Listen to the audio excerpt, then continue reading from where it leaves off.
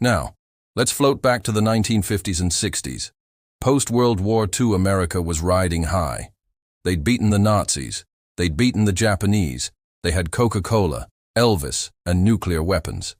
Naturally, the next step was to decide that they could also manage Southeast Asia. Because why not? If you already run half the world, the other half looks tempting too. Vietnam, at this point, was technically still under French control. Yes, France had colonies.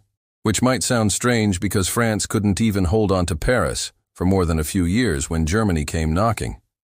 But somehow, they thought Indochina was theirs. Spoiler, it wasn't going well. By the early 1950s, the Vietnamese, led by Ho Chi Minh, were not feeling the whole European empire thing. They had their own plans, and it didn't involve baguettes. The French tried to hang on, but honestly, France in the 1950s was not exactly in peak imperial shape.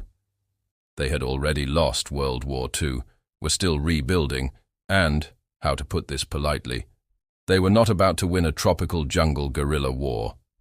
The climactic disaster was the Battle of Dien Bien Phu in 1954. Imagine the French trying to hold a valley fortress while thousands of determined Vietnamese fighters slowly surrounded and pounded them into submission. It went about as well as it sounds. So, France surrendered. And America, standing nearby with all its post-war swagger, looked at the situation and thought, well, obviously, we'll just step in. How hard could it be? Which is the kind of sentence that usually precedes decades of regret. Now, here's the thing.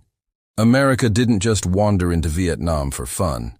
It was the Cold War, which means that every country's politics had to be seen through the giant, slightly paranoid lens of capitalism versus communism.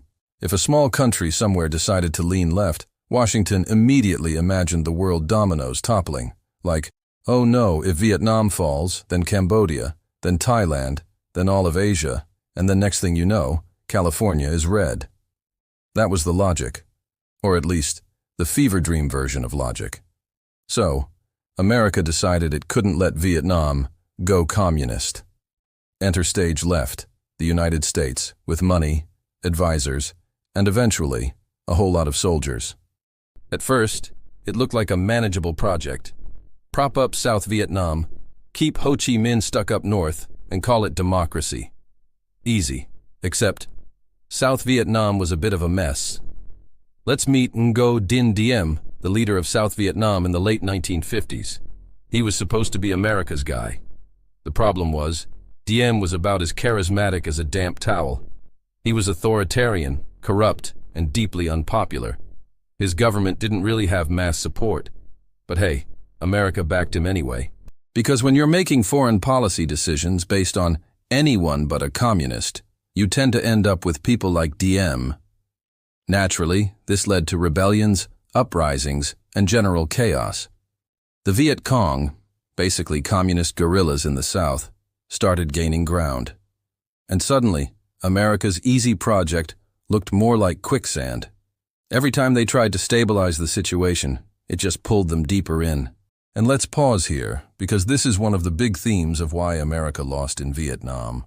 They were trying to prop up a government that most of the local population didn't actually like. Imagine trying to win over a neighborhood by constantly backing the landlord everyone hates. You're not going to get a warm welcome. Still, American leaders thought, well, maybe more troops will solve it. And more money, and more helicopters. Because if throwing a little doesn't work, throwing a lot should, right? Which brings us into the 1960s. Cue Lyndon B. Johnson, who inherited the mess after JFK's assassination. Johnson wanted to be the president who built the great society at home, but instead he became the president who got stuck in a jungle war. Sometimes history really has a sense of humor. The Gulf of Tonkin incident in 1964 was the turning point. Officially, American ships were attacked by North Vietnamese patrol boats. Unofficially, the whole thing was murky, and maybe exaggerated, but it gave Johnson the excuse to go full in. Congress passed the Gulf of Tonkin Resolution, basically handing him a blank check to wage war. And oh boy, did he use it. From then on, Vietnam turned into a giant, grinding commitment. Hundreds of thousands of U.S. troops poured in. Planes dropped more bombs on Vietnam than were used in all of World War II. Villages were burned, jungles were sprayed with Agent Orange, and the Pentagon kept insisting that victory was just around the corner. Except it wasn't. Because here's the uncomfortable truth. America was fighting the wrong kind of war. They were built for big battles. Tanks rolling across Europe, armies facing each other in neat lines. Vietnam wasn't that. It was guerrilla warfare in dense jungles, where you could never quite tell who was on your side. A farmer by day, Viet Cong by night. American soldiers, trained to expect conventional battles, suddenly found themselves walking into ambushes, booby traps, and tunnels that seemed to appear out of nowhere. The strategy of search and destroy didn't really destroy much. You could wipe out one village, but another one popped up. It was like playing whack-a-mole with real people and losing. Meanwhile, back in America, people were starting to notice that the war was dragging on, with no clear end. Television brought images of the fighting into living rooms, and they weren't exactly good PR. Let us just say that the Vietnam War didn't look heroic when you were watching soldiers slog through mud while entire villages burned. By the late 1960s, protests were growing. Young people were now thrilled about being drafted to fight a war they didn't believe in. The famous chant, "Hey, hey, LBJ, how many kids did you kill today?" wasn't exactly what Johnson wanted to hear while trying to sell his domestic programs. And here's another big reason America lost. Wars aren't just fought on the battlefield. They're fought in public opinion, in politics, in the willingness of a country to keep paying the price. By 1968, America's patience was running out. Then came the Tet Offensive, January 1968. The Viet Cong launched a massive, coordinated attack across South Vietnam. Technically, it was a military failure for them. They didn't hold the cities. They lost huge numbers of fighters. But psychologically, it was a disaster for America. Because Americans back home had been told the enemy was weak, that victory was near. And suddenly TV screens were showing enemy troops inside the U.S. Embassy compound in Saigon. The message was clear. The government had been lying, or at least hopelessly optimistic. Confidence collapsed. Johnson's approval ratings sank. He announced he wouldn't run for re-election, and at that point, America's war effort was already half lost. But we'll drift deeper into that story in Part 2. For now, just remember this. Vietnam was never about one big battle. It was about a long, slow grind that America thought it could win by force, without realizing that force was the wrong tool. And that, my sleepy friends, is why the war was already slipping away before it even hit its peak. 1968. Lyndon Johnson had just been chewed up by the Tet Offensive and spat out by American public opinion.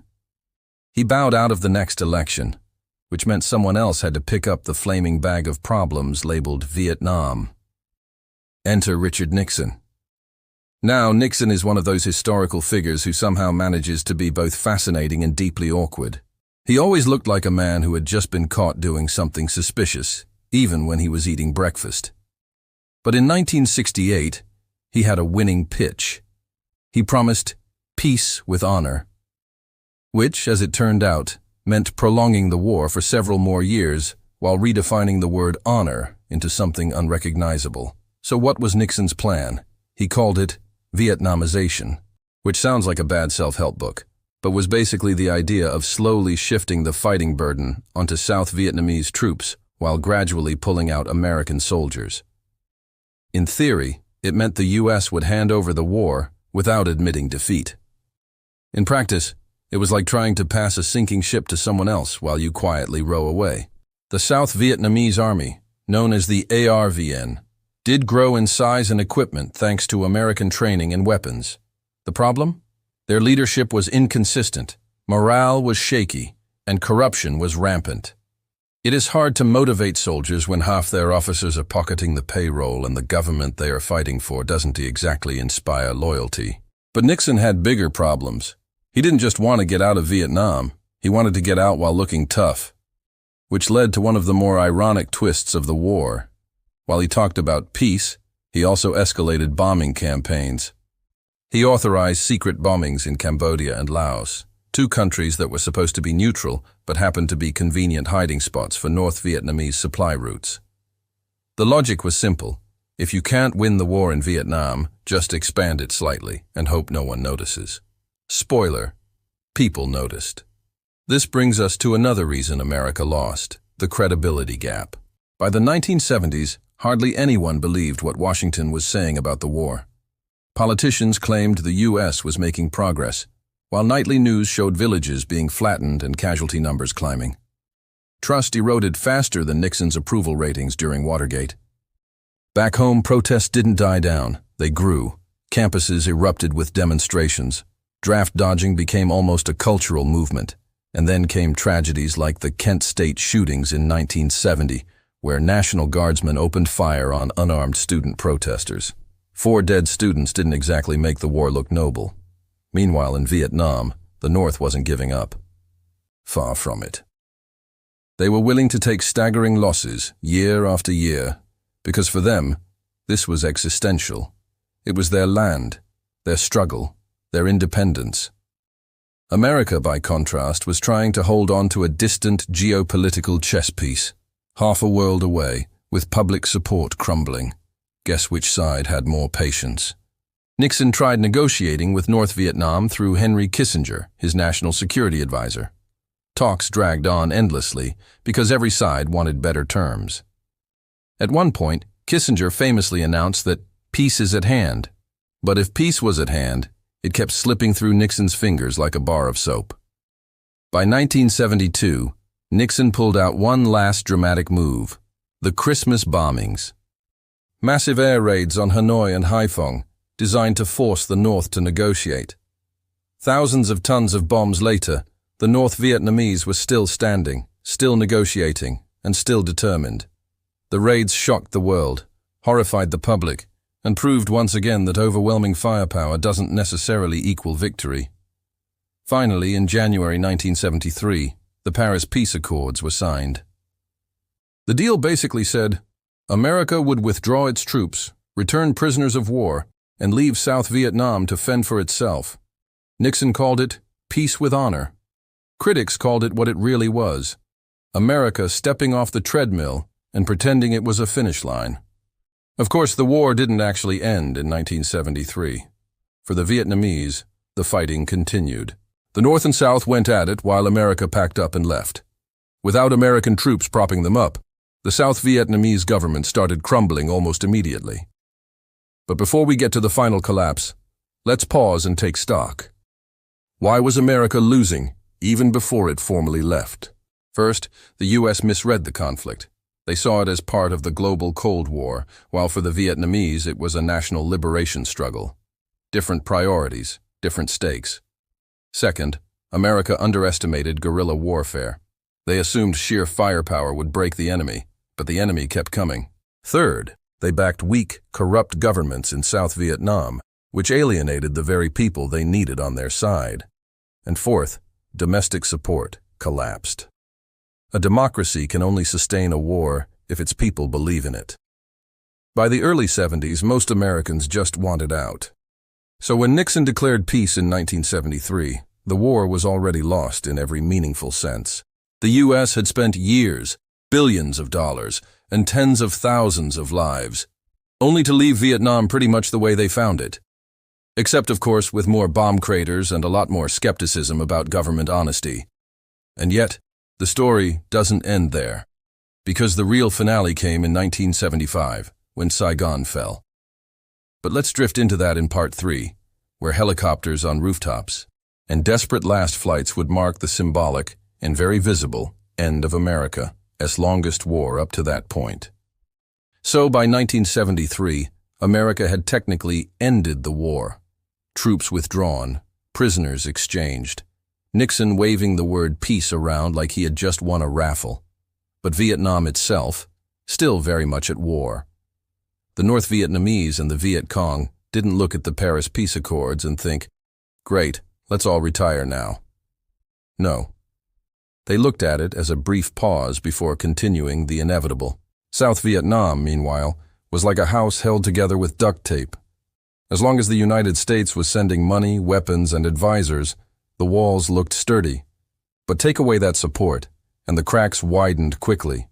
The ARVN, the South's army, was still plagued by corruption, poor leadership, and low morale. Some units fought bravely, others melted at the first sign of trouble. And the North Vietnamese, well, they were nothing if not persistent. Then came Watergate. Nixon's scandal consumed his presidency. While the North was planning its final offensives, Nixon was busy trying to explain why there were missing tapes in the Oval Office. By August 1974, he was gone, resigned in disgrace. His successor, Gerald Ford, wasn't exactly in a strong position to rally American support for Vietnam. Congress wasn't too eager to pour more money and troops into a war everyone had already emotionally abandoned. So when the North launched a massive offensive in 1975, South Vietnam was basically left on its own. One city after another fell. ARVN units collapsed or surrendered. Refugees flooded the roads, trying to escape the advance. It wasn't even a slow grind anymore. It was a landslide. By April, North Vietnamese forces were at the gates of Saigon, the South's capital. And this is where we get the famous images burned into history, the desperate, chaotic scenes of helicopters on rooftops, evacuating American personnel and South Vietnamese allies. It wasn't the whole embassy roof, by the way, despite the popular myth. One of the most famous photos was actually from an apartment building used by CIA staff. But the symbolism was clear enough. The greatest superpower in the world was scrambling to get out, leaving behind allies who had risked everything to support them. On April 30th, 1975, North Vietnamese tanks rolled into Saigon. The South Vietnamese president, who had only recently begged America for more help, fled. The city surrendered without much resistance. And just like that, after 2 decades of blood, money, and promises, the war was over. Vietnam was unified under communist rule. America had lost. Now, here's the thing. America didn't lose in the sense of being militarily destroyed. On paper, the U.S. had overwhelming firepower. They inflicted far more casualties than they took. But wars aren't math problems where the higher number wins. They're about endurance, legitimacy, and political will. And in all those categories, the North Vietnamese had the edge. Let's float back for a moment and look at the human cost. Over 58,000 American soldiers dead, hundreds of thousands wounded. And for Vietnam, the numbers were staggering. Millions dead, civilians included, entire regions devastated by bombing and chemical defoliants like Agent Orange. The land, the people, the culture. They carried scars that would last generations. And what did America gain? Well, not much. Vietnam didn't fall like a domino to global communism. The world didn't turn red overnight. In fact, just a few years later, Communist Vietnam and Communist China went to war with each other. Which kind of makes the whole "we had to stop them, or else" argument look even shakier in hindsight. Back in the United States, the legacy of Vietnam was heavy. Trust in government hit a low point. The idea that America could swoop in anywhere in the world and spread democracy by force suddenly looked naive. The phrase Vietnam Syndrome entered political vocabulary, describing the country's reluctance to get bogged down in another unwinnable war. Spoiler: that hesitation didn't always last, but for a time, the memory of Vietnam was enough to make leaders cautious. And then, there were the veterans. Hundreds of thousands returned home to a country that didn't know how to welcome them. Some faced hostility, blamed for a war they hadn't chosen. Others faced indifference, which was almost worse. Many struggled with trauma, physical injuries, or the long shadow of Agent Orange exposure. America had lost the war abroad, but it also stumbled in caring for those who had fought it. So, why did America lose the Vietnam War? The reasons are layered.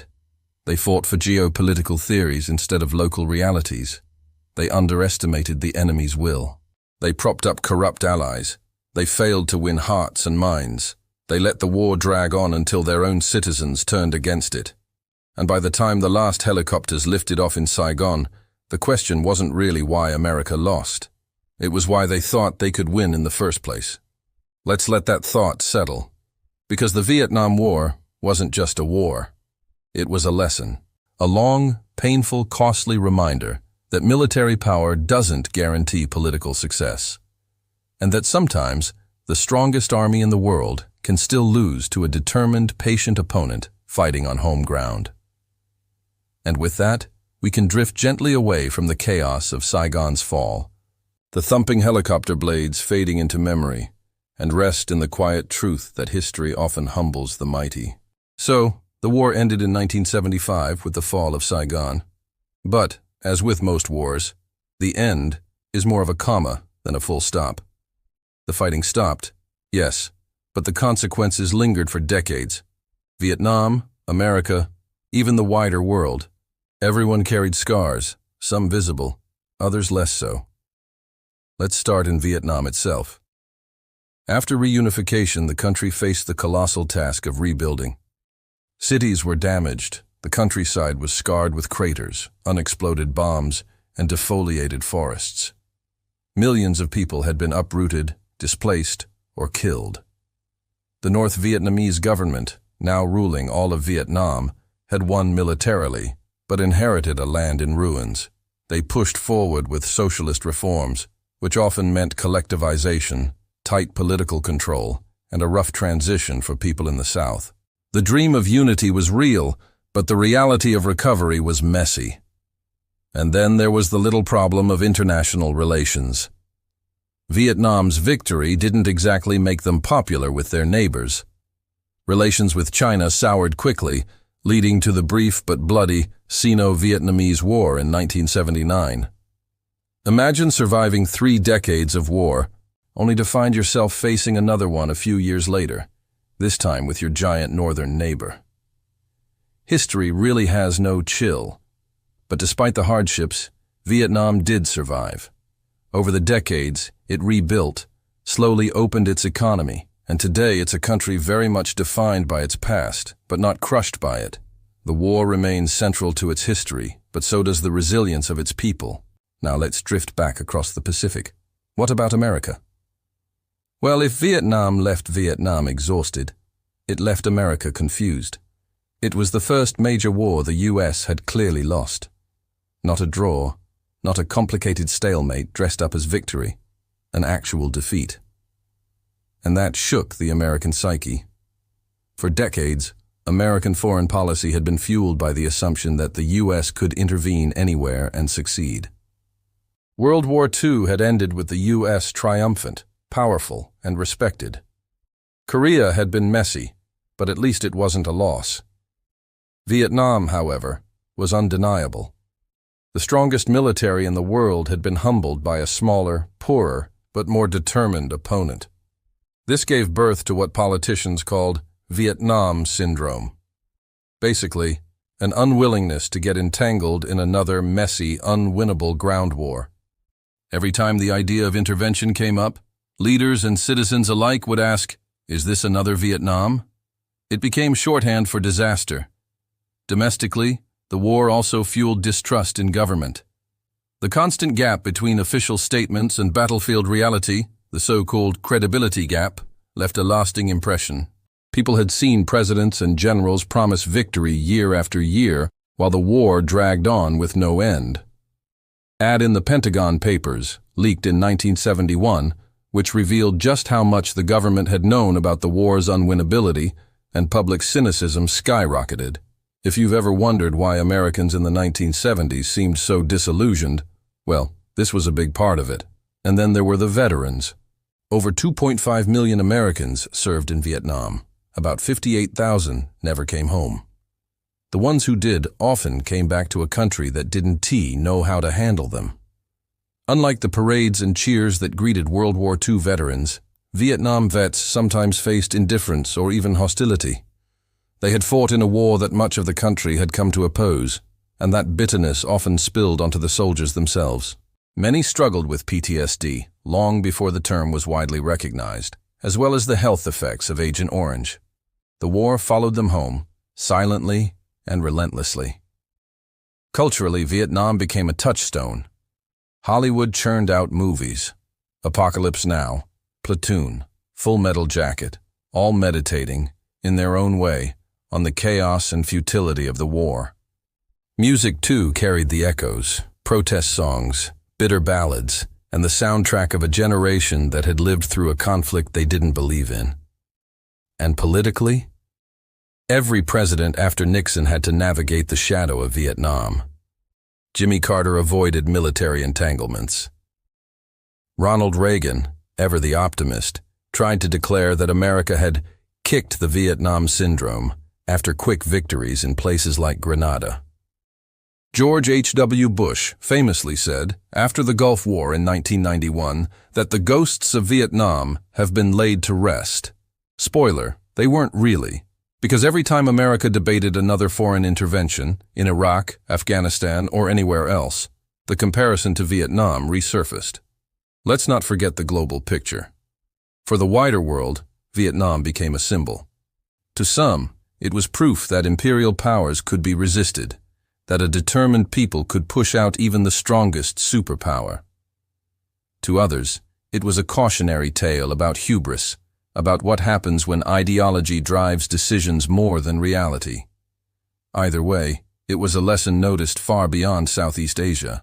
So what's the legacy of America's loss in Vietnam? It's complicated. On one hand, it was a national humiliation, a wound that took years to heal. On the other, it forced a reckoning with limits, military, political, and moral. It made clear that not every conflict could be solved with bombs and soldiers, that sometimes the mightiest armies lose not because they lack strength, but because they lack understanding. And perhaps the most ironic part, today America and Vietnam are actually on decent terms. Trade partners, even strategic allies in some ways, especially as both eye China warily. The war that once defined them as bitter enemies is now a shared past rather than a permanent wall. History, as always, has its own sense of humor. So, as we close this chapter, picture the last helicopter leaving Saigon, the sound of its blades fading into the night. Picture the weary soldiers, the shattered cities, the long lines of refugees. And picture, too, the quiet lessons that seeped into history. That wars are easier to start than to end. That power doesn't guarantee victory, and that sometimes the most restless nation in the world can be taught humility. Let that thought settle in the stillness. The Vietnam War may have ended 50 years ago, but its shadow still stretches long, a reminder that even superpowers can stumble, and that history is never just about battles. It's about people, choices, and the consequences that never quite fade. So far, we've floated over strategies, presidents, treaties, and helicopters. Big picture stuff. But wars aren't just fought by generals in briefing rooms or presidents making speeches. They're lived, day to day, by actual people. Soldiers, families, leaders with questionable judgment, and the unlucky civilians stuck in the middle. And if there's one thing history is good at, it's showing just how weird and human those stories can be. Let's start with the American side. The average U.S. soldier in Vietnam was young, shockingly young. The draft pulled in 19 and 20-year-olds, many of whom had never left their hometowns before they suddenly found themselves in jungles halfway across the world. Imagine being barely out of high school, then being handed an M16 and told to patrol rice paddies where you couldn't tell friend from enemy. It wasn't exactly the gap year most people dream about. The draft system itself was a whole mess. Technically, everyone was eligible. In reality, connections, money, or simply college enrollment could get you out of it, which meant poorer working-class young men disproportionately ended up on the front lines. The phrase, "rich man's war, poor man's fight," wasn't just a bitter saying, it was a reality. Meanwhile, figures like Dick Cheney racked up deferments like baseball cards. And let us not even get started on certain future presidents who found medically convenient reasons to sit the whole thing out. For those who went, the experience was surreal. Daily life wasn't one endless battle. It was long stretches of boredom, heat, mosquitoes, and bad food, punctuated by sudden bursts of terror. Soldiers trudged through mud, sprayed with chemicals, carrying 60-pound packs, all while trying to spot tripwires in the undergrowth. And then, after months of this, they'd go home to a country that wasn't exactly throwing ticker tape parades. Some came back to protests, even being called baby killers. Imagine risking your life for a war you didn't choose, only to come home and be treated like the villain. It was a recipe for quiet bitterness. But let's not forget the politicians, because if the soldiers carried the weight, the politicians were the ones digging the hole. Lyndon Johnson, for example, privately agonized over Vietnam while publicly escalating it. He once told an aide, "I don't think it's worth fighting for, but I don't think we can get out," which is about as inspiring a war plan as saying, "I don't like this restaurant, but I'll just keep ordering until I pass out." Richard Nixon, of course, played his own strange game, escalating and withdrawing at the same time, bombing in secret while talking about peace. He even kept negotiations stalled before his election in 1968, reportedly to improve his own chances of winning.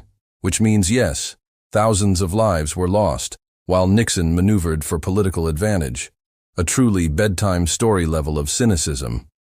Then there's Henry Kissinger, master of back-channel diplomacy, Nobel Peace Prize winner. Yes, he got one for negotiating peace in Vietnam, despite the fact that peace didn't actually exist yet. Which is sort of like giving someone a Best Chef award for planning a recipe they never actually cooked. But it wasn't just American figures shaping the war. On the Vietnamese side, there were leaders who became legends.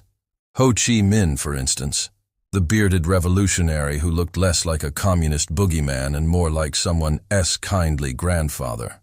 He lived simply, wore sandals, and had an almost monk-like aura. But behind that was a fierce strategist, a man who played the long game with patience America couldn't match. Then there was General Von Nguyen Giap, the mastermind of both the victory over the French at Dien Bien Phu and the long struggle against the U.S. He wasn't flashy, but he understood that you don't need to win every battle. You just need to make sure the other side gets tired first. His strategy was less about quick victories and more about endurance. And endurance, as it turns out, was exactly what the North had. Meanwhile, civilians lived in the crossfire. Farmers saw their fields bombed, their villages caught between armies. Families were uprooted, children orphaned. The war created massive refugee crises long before Saigon fell. For ordinary people, winning or losing wasn't really the point. Survival was. And yet, through it all, many carried on planting rice, cooking meals, and raising children in the middle of chaos. Humanity's strange ability to keep functioning, even in disaster, is almost as baffling as the wars themselves. And because history always sprinkles in some absurdity, let's not forget the odd cultural moments. The U.S. military, for example, brought in celebrity performers to boost morale. So you had soldiers slogging through jungles by day, and then suddenly seeing Bob Hope crack jokes on a makeshift stage by night. Or famous singers flown in to belt out tunes to exhausted troops. It was a surreal blend of war and entertainment, like Las Vegas had accidentally set up shop in a swamp. There were also bizarre propaganda efforts. Leaflets dropped over villages, radio broadcasts promising freedom and prosperity. But when the reality on the ground was burned houses and napalm, it wasn't exactly a winning sales pitch. Winning hearts and minds, as the slogan went, turned out to be harder than dropping bombs. And then, hovering over all of this, were the families back home. Parents receiving letters, or worse, telegrams. Wives raising kids alone, wondering if their husbands would return. Brothers and sisters watching protests on TV while praying for loved ones overseas. Vietnam wasn't just fought in the jungles. It seeped into American living rooms, college campuses, and kitchen tables. So yes, we can talk about strategies and geopolitics all night, but at its heart, the Vietnam War was a very human story. Young men drafted, old leaders doubling down, families torn apart, civilians caught in the middle, and the thread tying it all together? a war that never should have been fought the way it was. Let's drift with that thought for now. In the end, it wasn't just America or Vietnam that lost. It was millions of individuals, each carrying their own quiet piece of the burden. So America lost the Vietnam War. That much we've established. But the war didn't just end with helicopters lifting off rooftops in 1975. The ripples spread out for decades, through politics, through culture, through the way entire generations thought about trust, patriotism, and power. It wasn't a neat ending, more like a stain that kept seeping. Back in the United States, one of the first aftershocks was sheer disillusionment. Before Vietnam, there was this broad assumption that America was always the good guy, always on the winning side of history. World War II had been the big triumph. Even Korea, though messy, was framed as holding the line. Vietnam cracked that story wide open. Suddenly, the most powerful military on earth had been beaten, not by another superpower, but by a poorer, smaller country that just refused to give up. That didn't sit well with the national ego. And trust in government? Pretty much shattered. Vietnam came on the heels of the Pentagon Papers, which revealed that multiple administrations had been lying about the war's progress. Leaders kept saying things like, light at the end of the tunnel, while soldiers on the ground knew it was more like mud at the end of the swamp. By the time Nixon resigned after Watergate in 1974, Americans had stopped assuming their presidents told them the truth. Vietnam played a huge role in that shift. Culturally, the war bled into almost everything. Music, for instance. The 1960s and 70s soundtrack was laced with protest songs. From Bob Dylan's Weary Laments to Creedence Clearwater Revival's Swampy Drawls, Vietnam was the shadow humming in the background. Fortunate Son became practically an anthem for every drafted kid who knew the rich were skipping out. Even decades later, films and documentaries use those same songs to set the mood. Speaking of films, Hollywood couldn't resist turning Vietnam into a recurring stage set. At first, movies about the war were hesitant, too raw, too recent.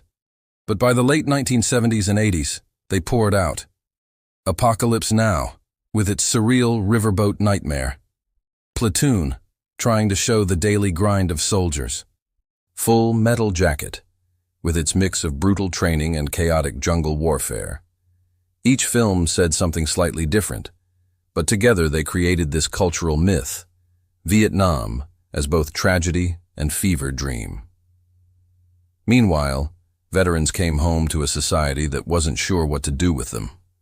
Unlike the World War II generation, they didn't get parades or GI Bill glory. Instead, many got silence, awkwardness, or outright hostility. PTSD wasn't even a formal diagnosis yet, but thousands struggled with it, often alone. The image of the troubled Vietnam vet became a cliché in pop culture, which was unfair in its own way. Many veterans just wanted to move on, build lives, raise families. But the war stuck to them like smoke. Internationally, the loss also shifted how the world saw America. Allies began to realize the US wasn't invincible. Enemies learned patience could defeat firepower. The Vietnam Syndrome, as politicians called it, haunted US foreign policy for years. Leaders worried about committing troops anywhere, afraid of another quagmire. Ironically, when the Gulf War happened in 1991, part of the obsession was proving that America could win a war cleanly, quickly, and decisively, almost like trying to erase a bad memory. The ripple effects weren't just American. Vietnam itself had to rebuild from decades of destruction.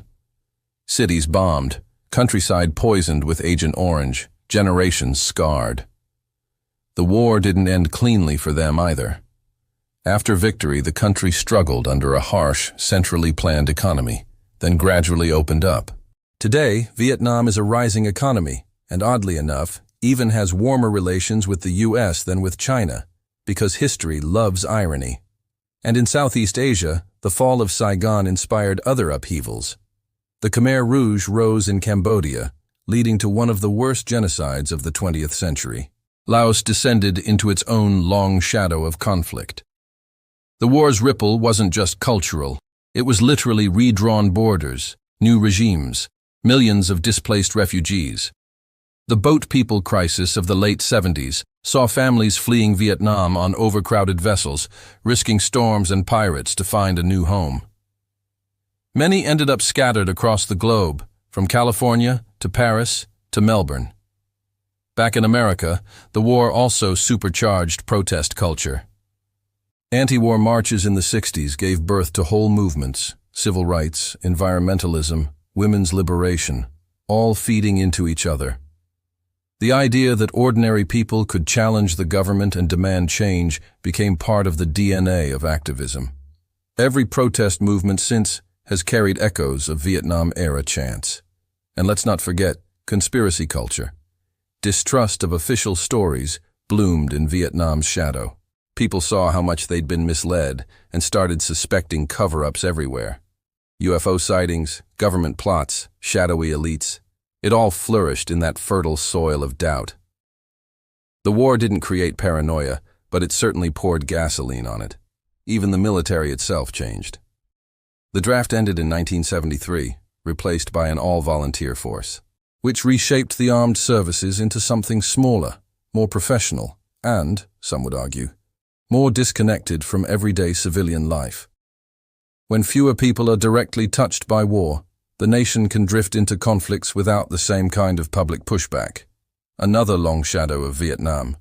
And in the softer corners of culture, Vietnam became almost a metaphor. Writers, artists, even comedians used it as shorthand for disaster. If something was messy, unwinnable, or drawn out forever, people joked it was like Vietnam. A dinner party gone wrong. That was my Vietnam. Office politics dragging on. Feels like a jungle war in here. It wasn't exactly sensitive, but it showed how deeply the war lodged in the American psyche. Over time, though, something else happened. As the years passed, the edges softened. Younger generations, born long after Saigon fell, learned about Vietnam as history, not memory. Veterans finally began receiving more recognition. Memorials were built, the black granite wall in Washington, D.C., becoming a quiet place of reflection. By the 1990s and 2000s, pop culture started treating Vietnam less as a wound and more as a backdrop, a setting for video games, novels, even nostalgia in a strange way. So the ripples never stopped. Vietnam reshaped America, reshaped Asia, and reshaped how wars are remembered. It wasn't just about losing a conflict. It was about losing illusions, losing trust, and losing the sense of automatic victory. And in that sense, maybe the real untold history isn't just why America lost, but how everyone lived with the loss. The soldiers, the families, the civilians, the politicians, all left with memories that lingered long after the last shot was fired. So here we are, floating at the end of our long night's wander through the Vietnam War. We've trudged through jungles, White House hallways, protest marches, and even awkward Bob Hope stage shows. We've looked at soldiers barely old enough to rent a car, presidents trapped in their own lies, generals with patience that outlasted bombs, and civilians just trying to harvest rice while history rained down on them. And the question that started it all: why did America lose the Vietnam War? By now, the answer feels less like a single point and more like a messy tangle. America lost because it misread nationalism as communism. It lost because leaders kept doubling down instead of admitting mistakes. It lost because technology can't win when the political ground is rotten. And it lost because the enemy simply refused to stop. But maybe the deeper answer is this: America lost because it didn't know what winning even meant. Was it about saving South Vietnam? Was it about proving something to the Soviets? Was it about pride, politics, or just momentum?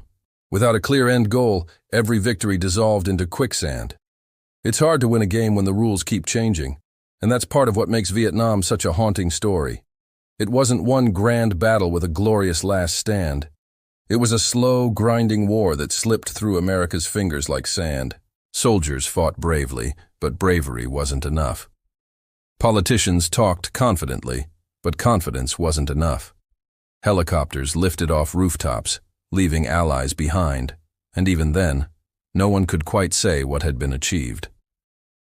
For Vietnam itself, the war was both catastrophe and triumph. Catastrophe, because millions of lives were shattered. Triumph, because against all odds, they drove out two foreign powers in a generation. First the French, then the Americans. But as with all triumphs, the cost was staggering.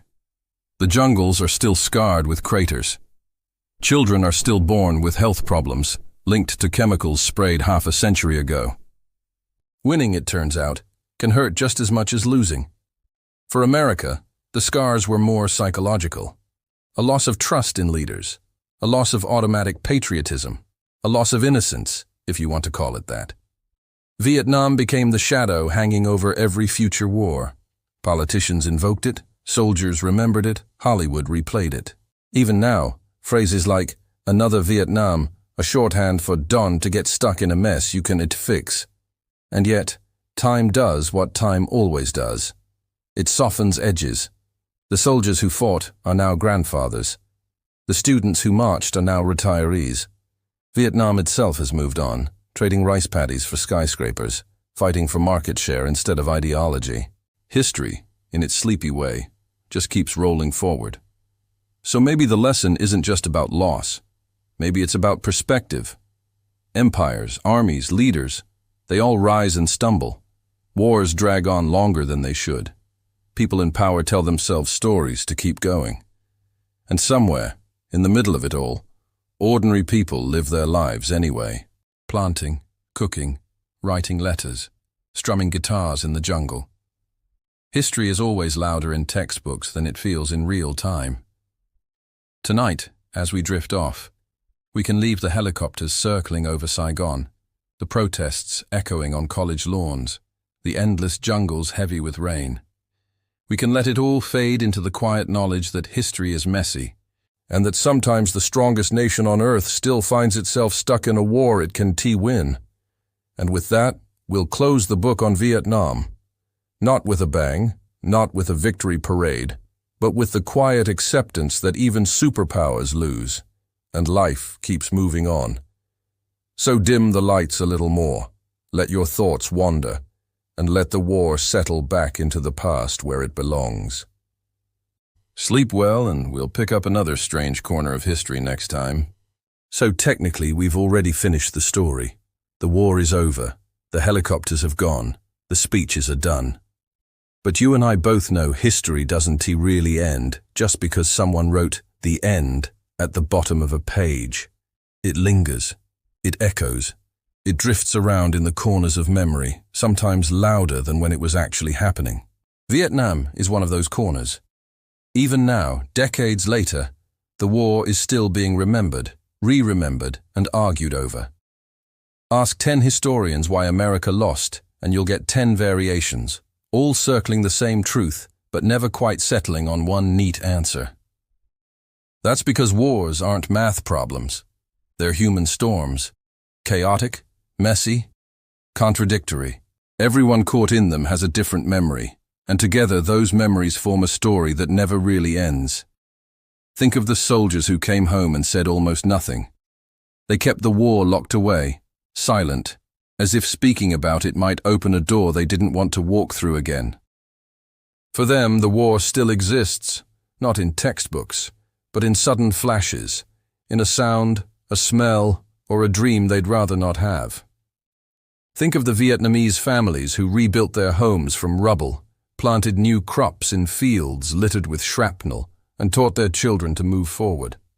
For them, the war still exists too, but as a background hum. A scar, yes, but also a reminder that endurance is its own kind of power. And think of us, those who weren't there. We only inherit the echoes. We read, we watch films, we listen to stories, and in some odd way, we carry a version of the war that isn't ours, but still shapes how we think about conflict, leadership, and trust. Vietnam has become part of the furniture of history, sitting quietly in the room even when we're talking about something else. That's the strange thing about wars. They don't just stop. They dissolve into memory, into art, into jokes, into metaphors. They become bedtime stories, cautionary tales, or even cliches. And then one day you realize a war that once dominated every headline has become just another chapter you skim through before moving on to the next. So if you're still awake, unlikely, but possible, let's leave Vietnam there, in the shadows where history likes to rest. Not forgotten, not finished, just resting. Waiting for the next time someone asks the old question, why did America lose? And the answer will still be the same, for many reasons, and for none that are simple. For now, you can let that thought drift away with the rest of tonight, because history is never really about the end. It's about the echoes that keep following us long after the last page turns. Good night.